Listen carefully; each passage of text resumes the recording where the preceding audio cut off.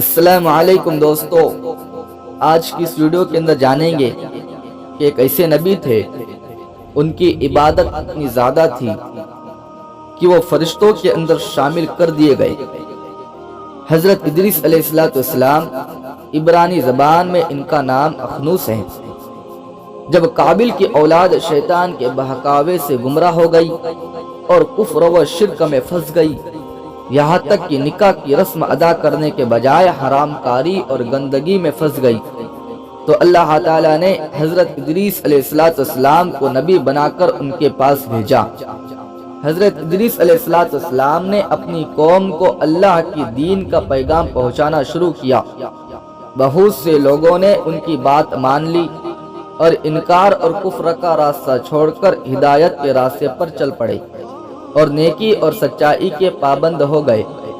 لیکن جو لوگ گمراہی اور کفر کے اندھیرے میں بھٹکنے کو ہی بہتر سمجھتے تھے، ان کے دلوں پر حضرت ادریس علیہ السلام کی نصیحت کا کوئی اثر نہ ہوا، وہ اسی طرح گمراہی میں بھٹکتے رہے۔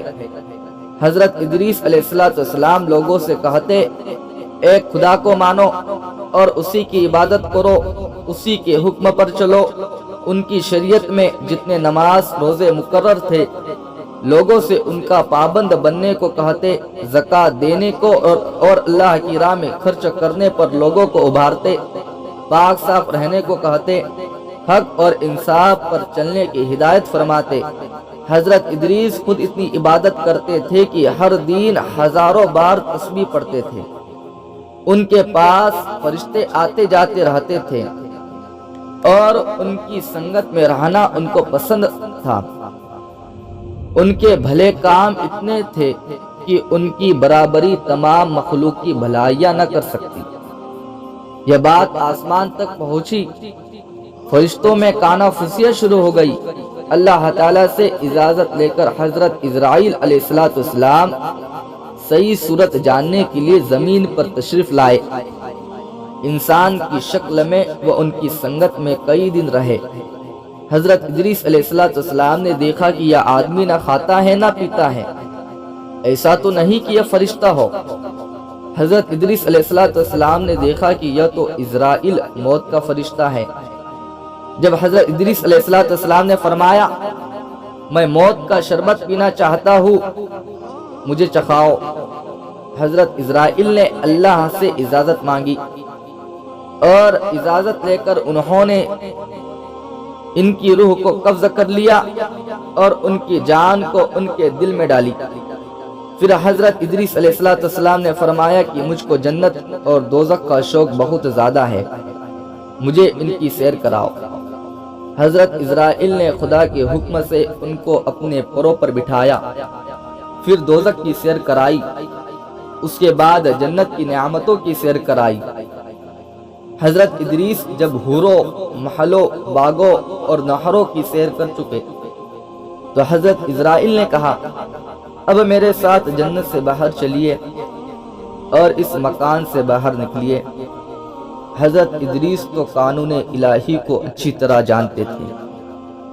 ایک پیڑ کا تنا پکڑ کر کھڑے ہو گئے، فرمایا، جب تک پیدا کرنے والا جنت دوزخ کے اس امتحان سے مجھ کو نہ نکالیں گا، میں ہرگز باہر نہ جاؤں گا۔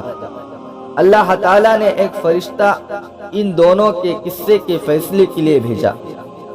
پہلے حضرت اسرائیل علیہ السلام نے تمام حالات کہے، پھر حضرت ادریس علیہ السلام نے جواب دیا، یہ ہر جان کو موت کا مزہ چکھنا ہے کہ تقاضے کے طور پر موت کے ویش کا کڑوا شربت چکھا، اور تمہیں میں سے اس میں دوزخ میں جائیں گے کے مطابق دوزخ میں داخل ہوا، اور اس رحیم کریم ذات ہی کے حکم سے جیسا کہ اس نے کہا ہے، اس میں سے یعنی جنت سے وہ نکلیں گے نہیں۔ میں جنت میں داخل ہوا، اس لیے اب یہاں سے نکلنے کا کوئی سوال نہیں، صرف اسرائیل کے کہنے سے بغیر خدا کے حکم کے میں یہاں سے نہ لٹوں گا۔ اسی وقت غیر سے آواز آئی، میرے ہی حکم سے داخل ہوا اور میرے ہی حکم سے یہ کام کیا۔ اس لیے حق اسی کی طرف ہے۔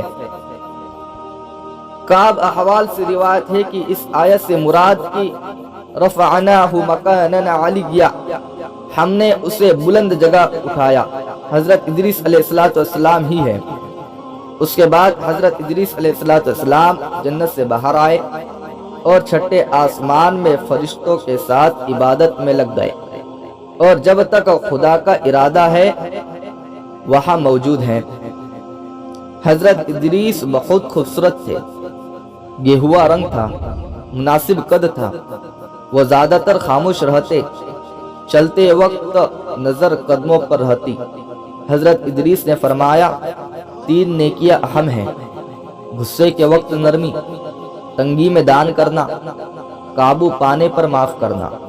فرمایا، عقل مند آدمی وہ ہے کہ 3 آدمیوں سے ہلکا پن نہ کریں، ایک تو بادشاہوں سے، دوسرے عالموں سے، تیسرے دوستوں سے، اس لیے کہ بادشاہوں کی گستاخی میٹھے عیش کی کڑواہٹ جیسی ہے، عالموں کو حقیر سمجھنے سے دین کا نقصان ہے، اور دوستوں کا ہلکا پن بے مرتبی ہے اور نفرت کرنے کی چیز ہے۔ فرمایا کہ آدمی کو چاہیے کہ مصیبت میں صبر کرے، طبیعت میں جماؤ پیدا کرے۔ اسی طرح کے اور بھی ویڈیو کے لیے ہمارے چینل کو سبسکرائب کرے اور بیل آئیکن کو آن کرے کہ آپ کو ہماری ویڈیو کی نوٹیفیکیشن ملتی رہے۔